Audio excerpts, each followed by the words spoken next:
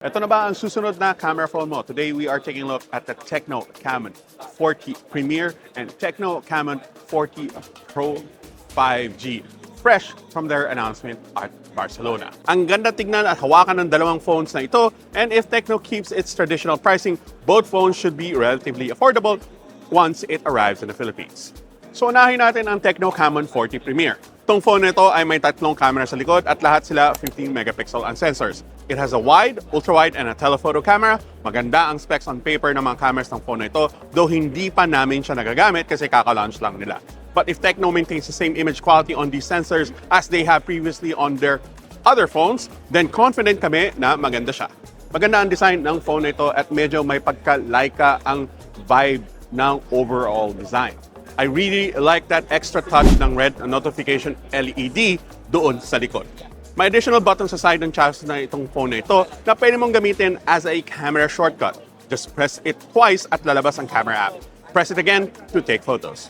Pag nilong press mo tong red button sa gilid, lalabas ang DeepSeek AI integration dito sa phone na ito. At pwede ka magtanong ng mga queries and questions dito sa phone na ito, and the phone will do its best to answer you. As for the rest of the specs, the phone has a 6.67-inch AMOLED display plus a 144Hz refresh rate. The processor is a MediaTek Dimensity 8350 with 12 GB of RAM and 256 GB of storage plus a 5100 mAh battery. Now, the TECNO CAMON 40 Pro 5G is a slightly downgraded version of this phone. Now, it retains the same aesthetic vibe as the Premier, but it only gets a single 50 megapixel camera and an 8 megapixel ultra-wide. It also retains the notification light and the shortcut button on the side. Now, hardware-wise, the phone has a 6.78-inch display with a 144Hz refresh rate and is powered by a MediaTek Dimensity 7300 processor.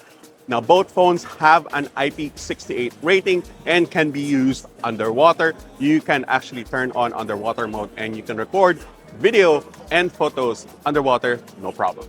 It's not clear yet when these two phones will arrive in the Philippines, but we are confident that it will definitely be landing in our shores soon. Ang tanong na lang ang presyo, pero traditionally, the CAMON 40 series are very, very affordable considering what's in them, so we expect TECNO to have the same pricing for these two phones when it arrives in the Philippines.